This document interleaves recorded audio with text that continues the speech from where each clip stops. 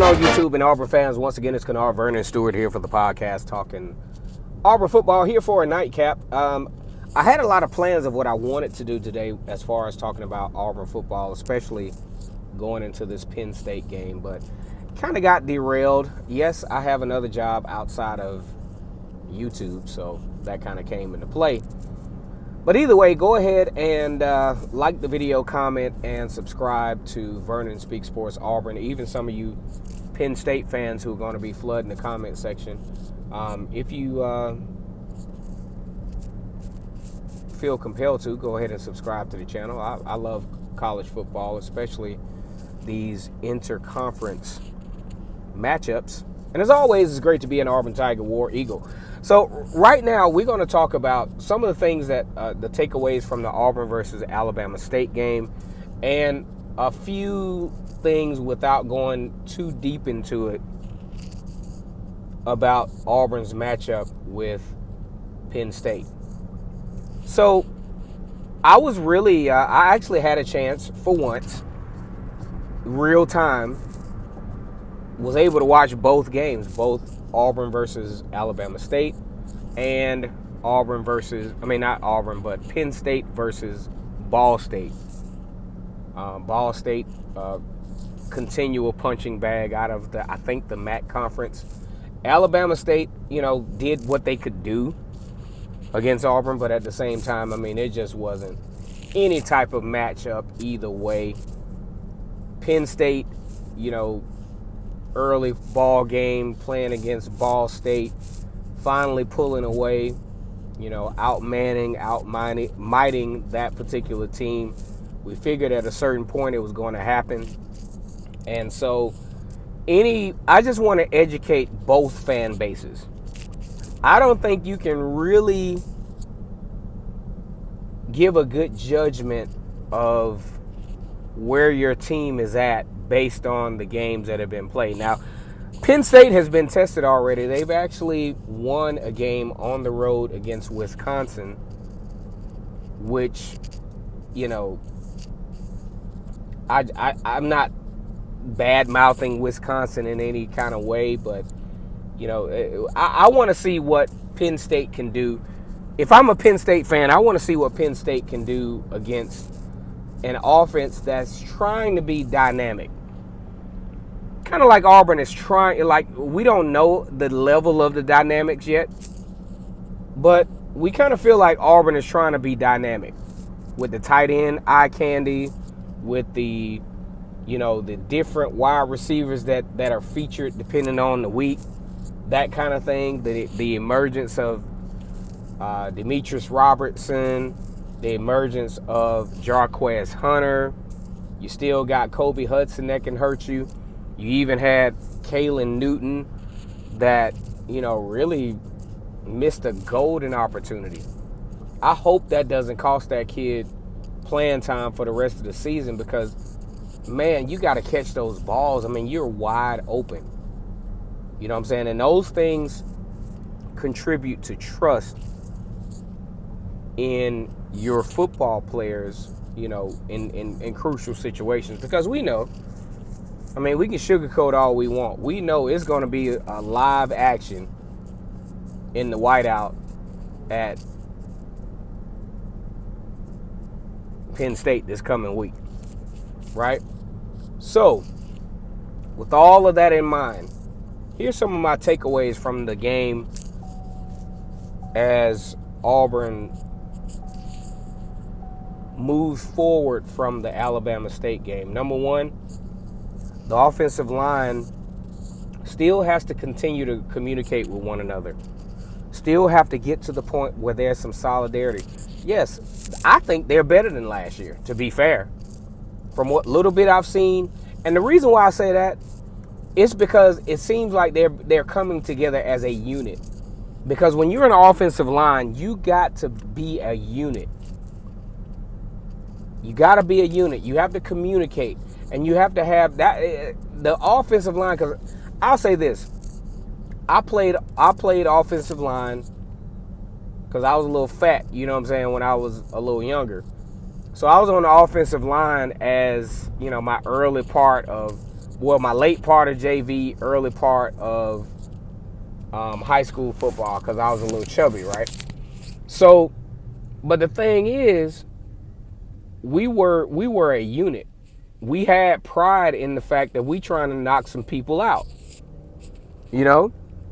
And that's something that all offensive lines have to establish. Because you think about Texas A&M, for example, the Maroon Goons. You think about the University of Georgia. They got a great offensive line. I don't know what their name is. I really don't care to know. And you got the University of Alabama. They have great offensive lines. And that's the identity that Auburn wants to establish as the meat of the season starts to present itself.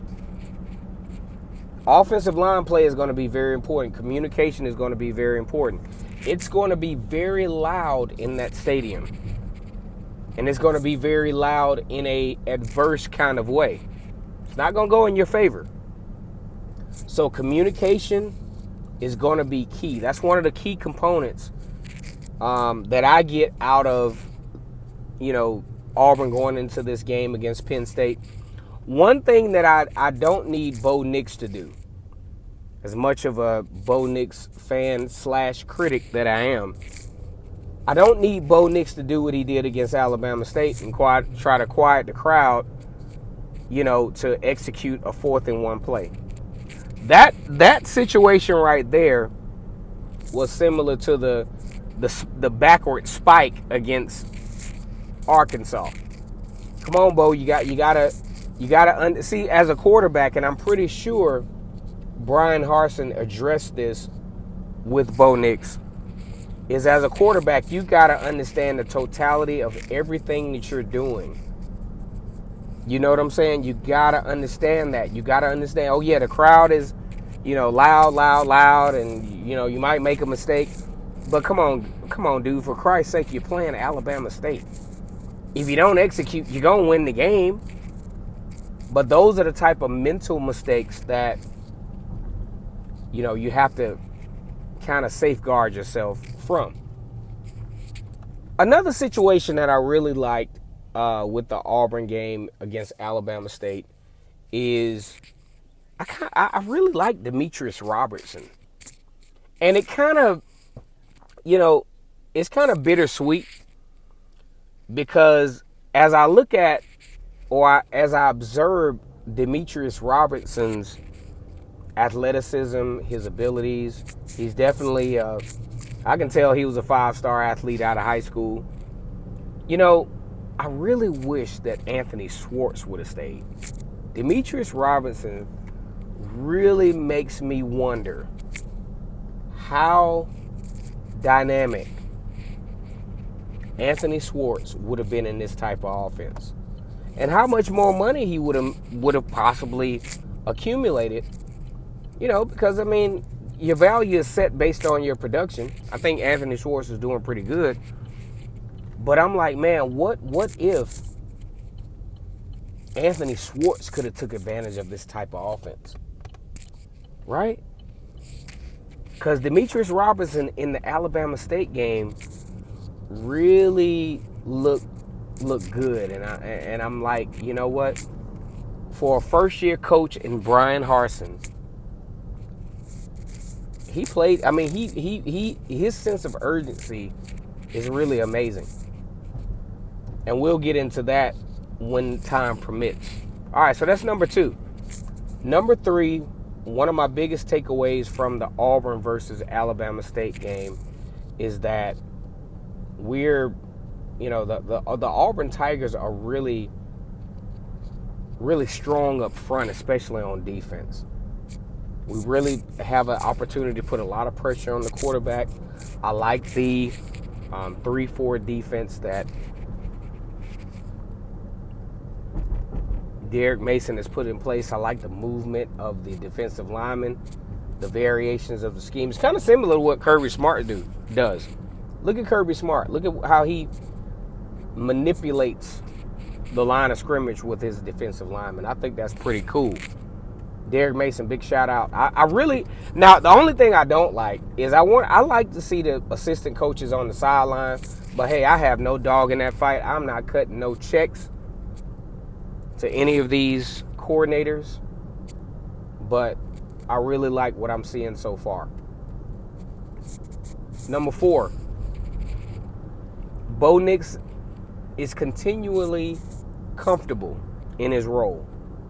And this has to happen in Happy Valley, because here's the deal. If it doesn't, if he goes back to the old Bo, or the Bo that makes crucial mistakes, Penn State has the type of defense that can put you in these adverse situations. That's the only thing I'm kind of concerned about, and we're going to talk about that in the video a little bit later on. Penn State is a football team that has had the ability to create turnovers in the last 2 games. 5 turnovers apiece. That means they create 2.5 turnovers per game. And the turnovers are detrimental. And the last thing that Auburn needs, especially early in the football game, is to commit any type of ridiculous, serious miscues, because we know these are high consequence games. One, the emotion is going to be riding high. I mean, we know how it is in Auburn when you've been able to tailgate all day and finally stumble your drunk ass into the stadium. All hell is going to break loose. It's going to be an all-white game. But guess what? Ironically, Auburn wears all-white jerseys, so it's going to be a real interesting situation. But I think Bo Nix's poise and his leadership is going to be a key factor in this particular game, which I'm really looking forward to, right? And where are we at? We're at number 4? Yep. All right, so number 5. Will Auburn be able... These are 5 takeaways from the Alabama State game leading into Penn State. Will Auburn be able to establish the run game? Now, I am not an advocate. I've matured. I've grown in the whole football analysis thing to where, no, I'm not about to badmouth Bo Nix under any circumstance. I want him to be successful more than you'll ever know. Number 5, will Auburn have the opportunity against a very stout Penn State defense to establish a run game with Tank Bigsby and an emerging Jarquez Hunter and a very scary at times Shaun Shivers. Shaun Shivers don't care who the team is. He will run you over and knock your helmet off. That's just the name of the game. Auburn's ability to establish a run game and really loosen up. I mean, I'm going to tell you, I've watched Penn State on defense. And Auburn is going to have some challenges with trying to loosen these guys up. And what's going to loosen these guys up is a firm running game. Also, we saw some stuff to where Jarquez Hunter can catch the ball out of the backfield. I think that's pretty cool, too. And the utilization of tight ends, which Penn State hadn't seen as of yet. But those are my takes. Those are my initial takeaways from the Alabama State game as Auburn leads into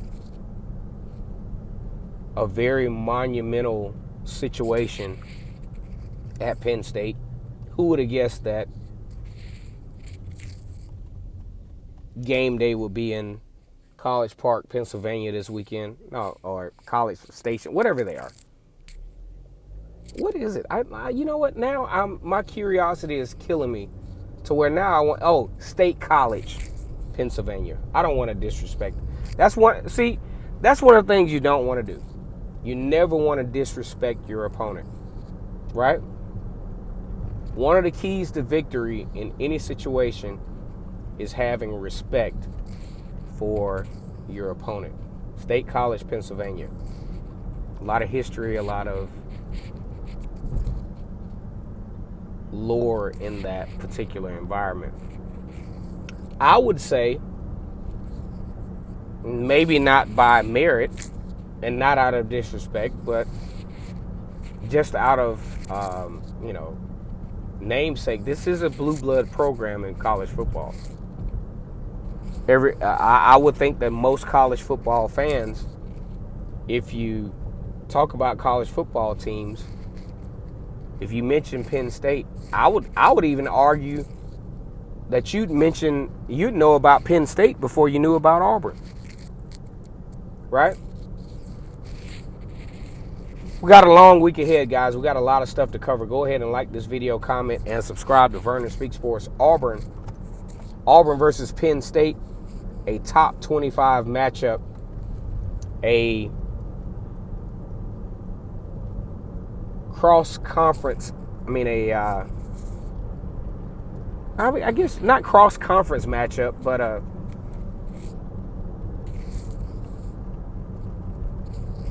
matchup between two conferences mid-season. Usually Auburn doesn't face Big Ten teams during the regular season, so I think this is pretty cool. Either way, like the video, comment, and subscribe to Vernon Speaks Sports Auburn. A very exciting time. This kind of gives me an Auburn and Oregon kind of feel, to be honest with you. And as always, it's great to be an Auburn Tiger, War Eagle.